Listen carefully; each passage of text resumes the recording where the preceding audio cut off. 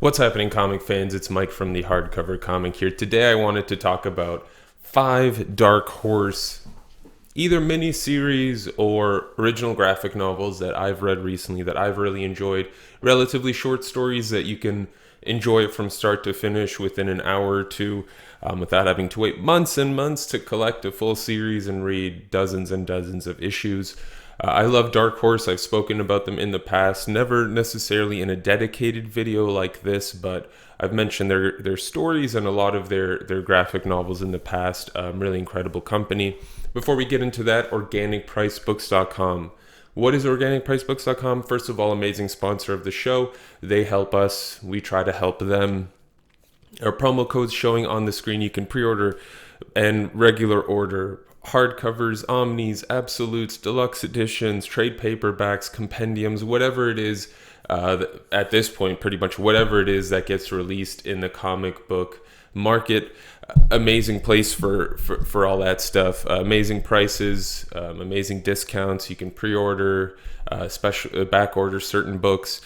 Really awesome stuff. Amazing shipping, amazing customer service.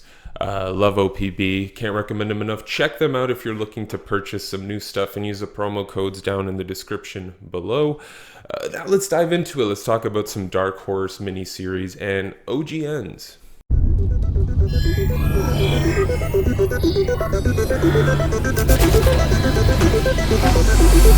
The first title I want to talk about is Bird King. This is by Daniel Friedman writing and Crom on artwork. Crom's art, I personally, I know I've seen it in many other places. Maybe not many other places, but the style is very familiar to me. I feel like I've seen it somewhere. It's a really nice style. I like it a lot. It's a bit like a more colorful Mike Mignola style of artwork. More vibrant, more exciting, but that same general kind of aesthetic. I really like it. The story in general, it's a sort of a 7-chapter OGN. I think this is part 1 just based on how the story goes. But it follows a character named Bianca, who is a young white-haired girl who lives with this blacksmith who, works pretty much every day. This blacksmith is a slightly mysterious individual who works for the Empire's leader, a ghoul, who's, classical sort of story where the Empire is a dark tyrannical force on the world. In this story, you get sort of thrown into this universe. Bianca is, like I said, working for this blacksmith. She's trying to figure out, what is happening in the world around her, why she's being so sheltered. And eventually things spiral out of control, right? As with any tyrannical empire, things start to unravel. It turns out that this blacksmith works for a ghoul, but helps a ghoul for specific reasons I don't want to spoil. As a blacksmith, creating weapons, creating armor, things like that. And all of this starts to unravel as the blacksmith encounters some of a ghoul's men one day who want what is seemingly an inconceivable task completed for them. And Bianca essentially ends up going on an adventure. And Bianca runs into this Bird King. Now, again, I don't want to spoil too much, but there's a lot of really cool stuff happening in this story, in this universe. There's a lot of magic. It's definitely a big fantasy universe with a really cool historical past that you get to sort of find out about a little bit in this first volume and hopefully get to explore more in subsequent volumes. I really enjoyed it. I hope there is more to see. The way this first volume ended, it was a satisfying story, but there's definitely another part coming soon that will fill the gap. I still really enjoyed this for what it was, even if it ends up just being a standalone story. The sort of mystery of making up your own continuation of it in your head once you're done with volume 1 is fun too. Can't recommend it enough. I love the art style. It's very different, very exciting. And with the 7 chapters, it feels like you're getting a decent story that you need to, you can spend a decent amount of time reading. So I highly recommend checking out Bird King Volume 1, I guess, for the time being. And I can't wait to see what else we get from the series. Next up is another book by Daniel Friedman, written by Daniel Friedman. It is called Kali. This is a book that, another OGN, like I said, by Daniel Friedman with art by Robert Semelin. I think I'm pronouncing that right. I hope I am. I apologize if I'm not. There's only so much I can do, but this was a really, really, really cool story. This book, I had zero expectations going into. I didn't really know much about it aside from it being a new OGN from Dark Horse.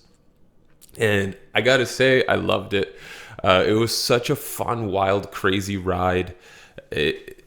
Really, really awesome stuff. Definitely a lot of Mad Max influence in there, which is great. Great for me. I really enjoy Mad Max, and I like the kind of style of it. You essentially get thrown into another world where you have this female character, Kali, who is, at the start of the story, chained up and being led in a line of, what looks like prison inmates being, ball and chained together.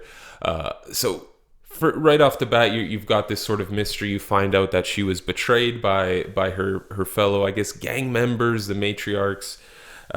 Really, really cool stuff. Really high octane action right from the get-go as she tries to escape and get revenge. Amazing artwork. I guess Robert Semelin used to be a dice designer or character designer, artist. DICE being the video game company that primarily worked on the series Battlefield. So the artwork is very technical. The faces are incredible. The firearm combat is on point. It's really, really well done, really well drawn and put together. The action is intense. Callie as a character is very, very intense. And finding out about this gang, about this sort of betrayal is really, really awesome. I enjoyed it, and if you like Mad Max mixed with a Quentin Tarantino style movie, this is perfect for you. High octane action, really, really good way of telling a story without over explaining things, without having to have excessive amounts of dialogue or inner monologues for a character. Really, really enjoyed it. Felt incredibly cinematic. I don't think it's anything we'll see a sequel for in the future, so it's a nice one and done OGN that you'll return to once in a while when you want a nice blast of adrenaline and fun in your comic book reading schedule. Next up, Shifting Earth. I forget if this was an OGN or if it was a mini series. I think it was an OGN though. That was released by Dark Horse in 2020, I believe. This was a slightly older title, but no, this was 2022. This was 2022. Written by Cecil Castellucci with artwork by Flaria Bondi and Fabiana Mascolo. I hope I'm pronouncing those names right. Again, I'm very, very sorry. It is definitely an OGN that was released by these three creators. Another book I had very little expectations going into. I didn't know much about it aside from the fact that it was sci-fi, and I like Cecile Castellucci's writing on things like Shade the Changing Girl. Really enjoyed it there, so I figured I'd give it a shot, and I'm glad I did. It's a nice change of pace from some of the other books that I'm going to be mentioning or have mentioned so far in this video. Far more sci-fi focused, a lot more politically based, a lot more environmentally charged. There's a lot going on in this title that has to do with real world problems that we're facing now without having to deal so much with like action and violence and crazy science fiction robots and things like that. It's a very tone forward book in that it's very clearly talking about climate change, both in our world and in this science fiction setting, where you have this character Maeve, who is, she lives in a world where things are bad. Things are very bad. There are, I think, about a dozen crops that can grow effectively in the world, in the soil. People are wearing masks just because the pollution is so bad all the time. Things like that. So things are not in great shape, and Maeve's goal is to really bring the planet back to the way it was: greener, more lusher, more versatile, higher biodiversity, things like that. So that's kind of where Maeve comes from. But what's really interesting about this book is at the same time that you're learning about Maeve, you're also learning about what's happening in some other timeline, some other universe. It's quite tough to tell, but there's another character named Zuzi Reed there who it lives in a world that has achieved everything Maeve is aiming for: a nice, green, lush paradise with diversity, but the world is still running into trouble, and Dr. Reed is trying to get people off planet and is being basically denied, any sort of attention or care about that because there are serious problems happening in the real world. And for some reason that I won't spoil, Maeve gets involved with Dr. Reed. So very cool stuff starts happening as Maeve, gets involved in this world that has everything she's wanted, but may not necessarily fix the problems with the world. Very interesting concepts explored in this, very interesting characters who are obviously driven by they have motivations that come from root causes, right? So you get to learn about these characters throughout the course of the story. You get to learn about these two different worlds, and at the end of the day, for me, it was a really nice reflection on what is happening in our world now and what I personally do to either contribute or try and lessen the problem, whatever it may be. Very cool story, nice change of pace, a good OGN to sort of sit back and unwind. If you're a fan of things like Interstellar, or anything sort of slower, slightly slower slower paced sci-fi. Jeez, I'm having a tough time getting this out, but we do not edit here, so everyone will see that disgusting flub. Can't recommend it enough. Shifting Earth, check it out. Next up, a horror title from one of the faves, one of the channel favorites, a man Matt and I have met many times. Manor Black by Colin Bunn and Brian Hurt, with artwork by Tyler Crook. If you don't know who any of these creators are, this is a great title to learn about them with, and you've got a handful of titles you can explore and move backwards through to learn more about Colin Bunn, Brian Hurt, and Tyler Crook. They're forces to be reckoned with. Manor Black is a fantastic story. It was actually a mini-series that started at Dark Horse, came out as single issues, so not an OGN. I believe there were 4 issues of the original series. Yes, and then there was a mini-series called Fire in the Blood.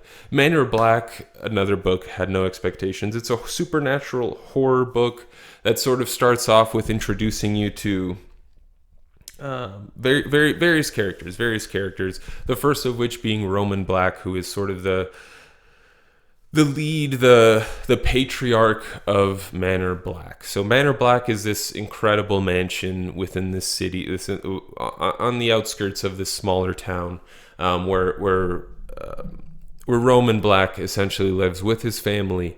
And there's a lot of supernatural funky stuff happening inside this house and around the house, which you get to learn very, very quickly within the book. There's a lot going on. There's a lot going on within the story. Right away, you're introduced to this group of characters who's being they're essentially in a car chase trying to escape someone that's been chasing them. There's a mysterious fire, something about a totem. You're not entirely sure what's going on. But one of the characters ends up escaping. I believe Avi is the name. Ends up escaping and runs into Roman Black. And this is where things start to expand and spiral out of control. People are combusting spontaneously. Fires are erupting all over the place. There are wild magicians in the woods that are trying to hunt down Roman Black and some of these other nefarious characters within the world.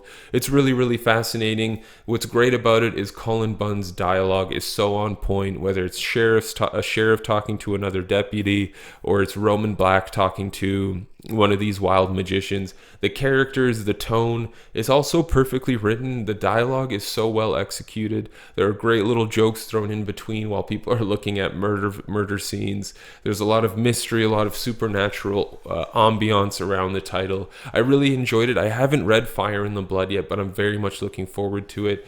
I was expecting something a little more horror oriented, but the aspect of magicians and adds a little more supernatural excitement and flavor to the story. And I can't recommend it enough. I love Colin Bunn. Tyler Crook's style may not be for everyone, but it suits the tone of this book really, really well. And I really enjoy the artwork on it. Can't recommend this enough if you're looking for a supernatural horror, quick story, Manor Black. The last title I'm going to talk about is Sword of Hyperborea. I believe this was also released as single issues initially. This is part of the Mignola-verse, written by Mike Mignola with Rob Williams. Artwork by Lawrence Campbell. What an amazing thing. Here's the thing about the Mignola-verse is, at least for me personally, maybe it's because I know something about Hellboy. I know some things about BPRD, Ape Sapien, some of the other characters within the Mignolaverse. There's something about that universe that anytime I jump into one of the titles, even if it's been years since I've kept up to date with the universe or my knowledge of it, it always draws me back in so well, and Sword of Hyperborea was no exception to that. The story across 4 issues follows the literal sword, which I think has made multiple appearances throughout BPRD, some of the Hellboy miniseries as well. A very, very ancient artifact that has a lot of mystery and power around it. And in this story, you get to find out what the origin is as it's traveled through time. Each issue essentially breaks down a different point in time during which the sword was fighting against the cult that essentially wants it and to destroy it and to destroy the Earth. So it's very cool to see it over different years, different eras, different characters pick it up. It's crazy that within a single issue, you feel like you got an entire story. And then within the entire 4-issue arc, you get a whole connected story following the mythos and the mythology of this sword. What's great about it is it has that feel you get from a Mignola comic where even once the story is over, there's an uneasiness with the resolution. There's an uneasiness with the victory. Was it actually a victory? It never really feels like 100% a victory in the Mignolaverse. This title definitely had that vibe to it. The artwork is incredible. The atmosphere of the title, the ambiance of it as you read it, the sort of creepiness that comes up, the chill down the spine, the hair standing up on the neck. You kind of get it a little bit. There's a huge uneasiness in this. It made me want to read more of the Mignolaverse so badly. It makes me deeply want to dive into that entire set of stories and just binge all of them. I can't recommend it enough. I had such a great time. And considering I haven't read a lot of the Mignolaverse stuff recently, it's been a while since I've read Hellboy, at least a year or two since my last rereading, and yet I can still retain so much of it. I still feel like I can understand this story, so don't feel any hesitation having not read Hellboy, having not read BPRD. Getting into this title, you'll understand everything that's happening within the title contained, and it'll probably just motivate you to read more of the Mignolaverse. So for that reason, I can't recommend it enough. A great little story that feels like multiple stories combined into one epic film. Awesome stuff. Sword of Hyperborea. But that's it. 5 titles from Dark Horse. Some of them OGNs, some of them minis. Can't recommend them enough. So excited to be able to read more OGNs from Dark Horse. If there are any Dark Horse titles you recommend, minis, ongoing series, OGNs, whatever it may be, please let us know down in the comments below. Have you read any of these series? Are you going to check any of them out? Are you interested in them now that I've spoken about them? Let us know, please. We'll have a little conversation down in the comments. I want to thank you all very much for tuning in. This is Mike from the Hardcover Comic. As always, until next time, you stay classy, Internet.